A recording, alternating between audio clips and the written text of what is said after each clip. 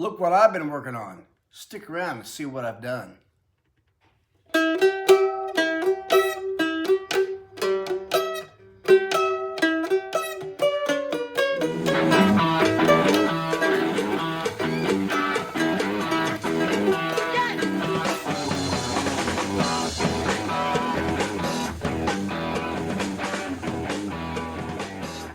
So what I've been working on is this bluebird mandolin, which after doing a little research found out that it was made in the 1930s by a company called Regal. This was brought to me because it had a loose neck on it. And there was also a question as whether this was truly a resonator mandolin or not, or just decorative. So I'll be showing you in this video how I repaired this neck and whether this is truly a resonator or not, and all the things I had to do to it. One of the first things I noticed about this, that the strings were put on as if it was for a left-handed player. Another thing I've noticed, the strings cannot get to the next tuner without touching these other tuners.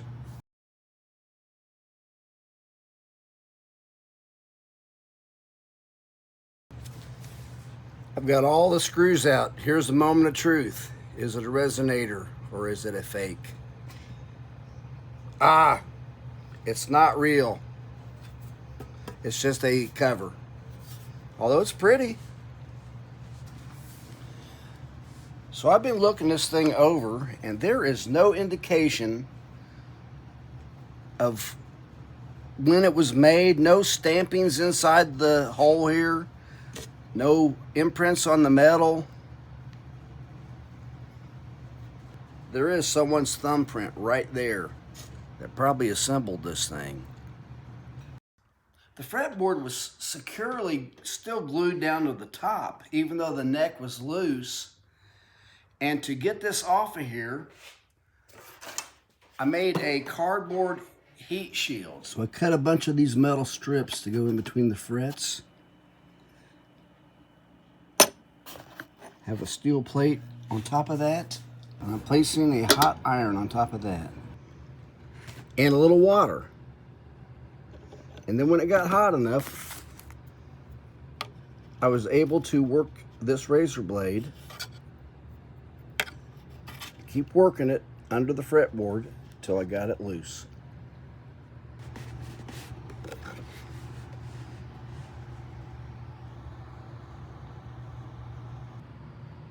Here's the neck after getting it out.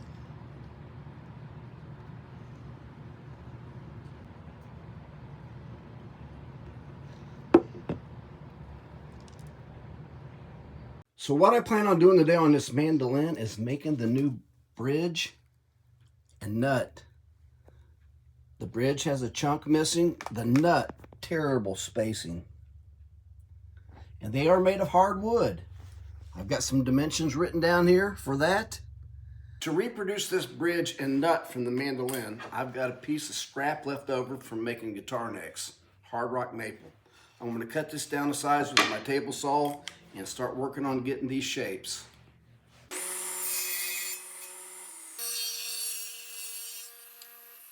So I'm trying to get the angles that's on this bridge right here. If any of you have seen the video I made of making the shims for a Taylor guitar neck reset, I made this device right here that can be adjusted for different angles. So I use this right here and figured out the angle that's on that bridge. And then I'm going to apply it to that. I'm going to double side this piece of maple onto that, use my safety planer, and get the angle. Let's hope that works.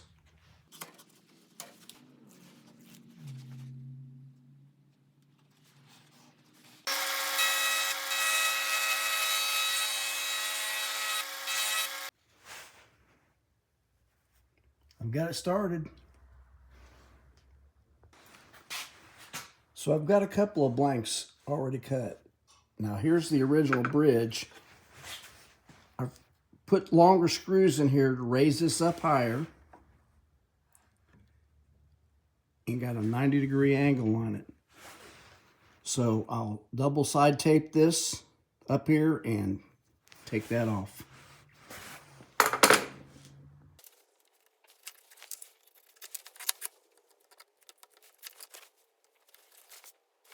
So when I put the 90-degree on there again, you can see that it's high here. I'll take that off, that'll get the other side. So if I've taken it off and it's not enough, I add these cardboard shims underneath until I get what I need.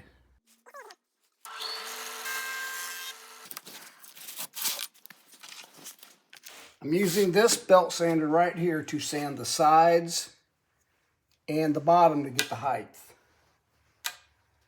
And I'm holding it on there first before I start it.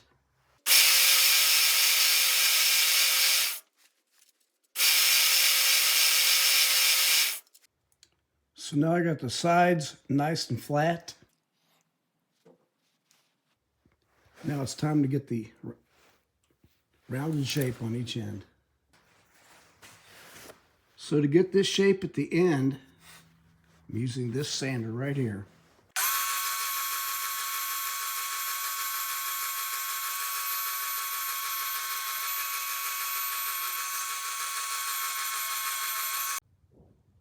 So here's the original bridge and nut. This is the walnut that I ended up using to make the nut. Bridges that I've made using hard rock maple.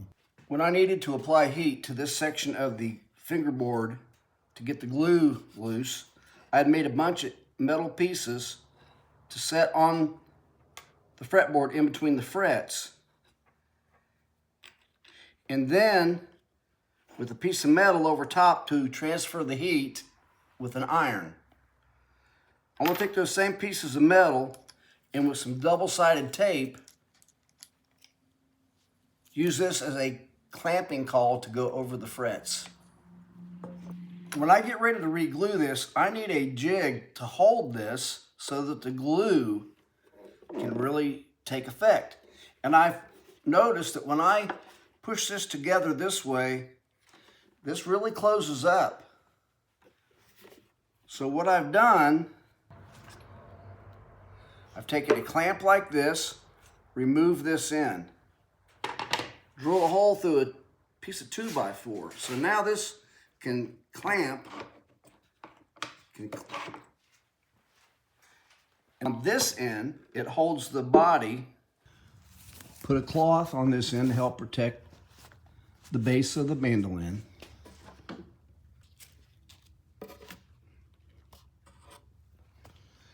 Now the reason this is so high for clamping is so that I could get this clamp underneath of it. And that's the only reason I've got it that high. And it forces this tight. I'm not going to put a lot of pressure on it. I've got this set in the jig, and I've got a light behind it so you can see this gap right here. Now when I tighten this clamp, you're going to see this gap close up.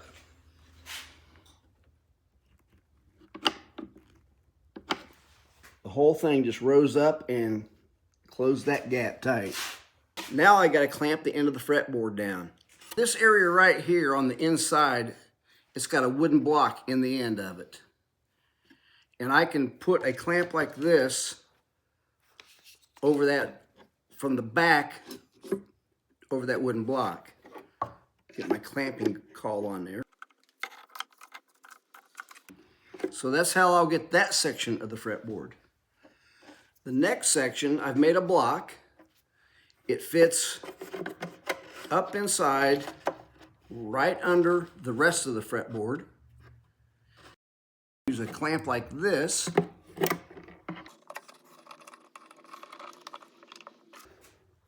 So that's going to be the clamping right there. Push together this way, and 2 clamps to get the fretboard against the body. So this is ingrain, and ingrain does not glue up very well. I think that's what this dowel rod was for, to give all this the strength. So I'm adding a screw here at the bottom, which will go into that hole right there.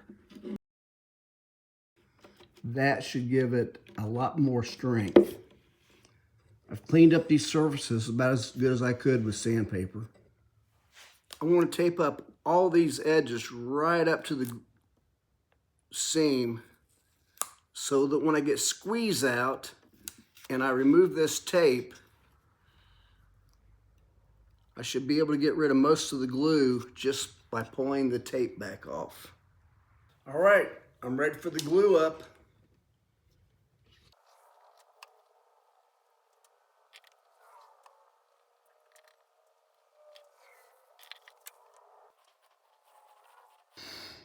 All right, I think I got enough glue.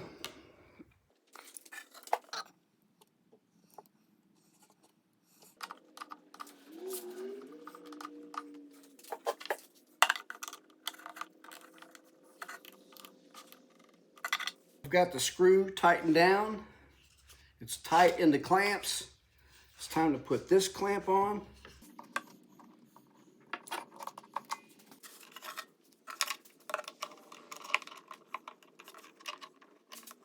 All right, let that set about 24 hours. I'll get some of the squeeze out off first.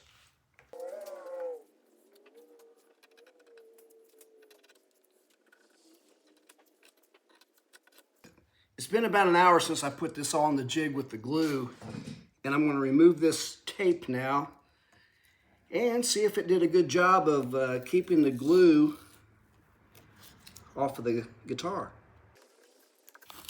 Looks like it's done a fine job.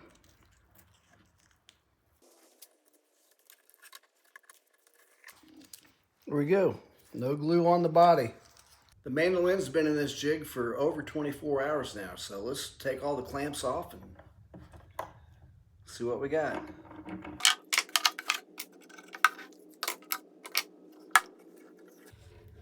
Okay, it's looking real good.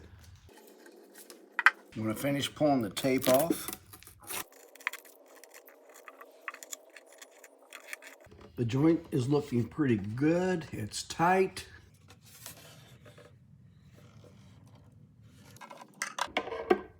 Fretboard is nice and flat. Put the tuners back on.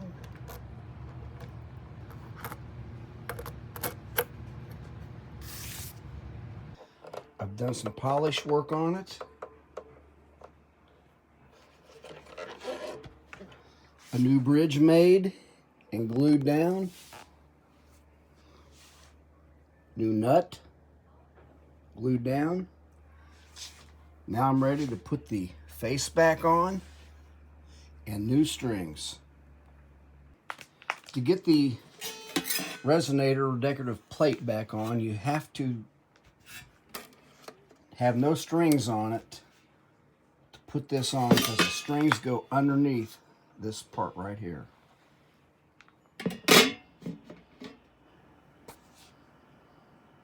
I am putting the new set of strings on here, and since the pegs are not very long, I'm only putting a couple of wraps on each one. So here's how I've decided to wrap this. On the first wrap, I'm going to go over top of the string that I've stuck in there. Come on, stay on the peg. And then on the next wrap, I'm going to go below it. Above, then below. Ah, got my finger stuck in there. All right, below. So if you can see it there, it was above, and now it's below where the string comes through the peg.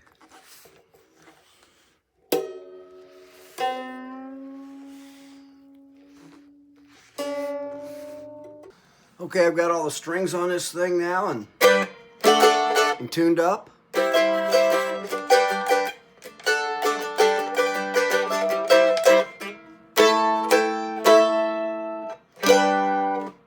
But there's one thing that kind of annoys me. Listen to this. Hear that little echo? That's these strings droning. I'm gonna put a piece of felt under here so that'll quit ringing.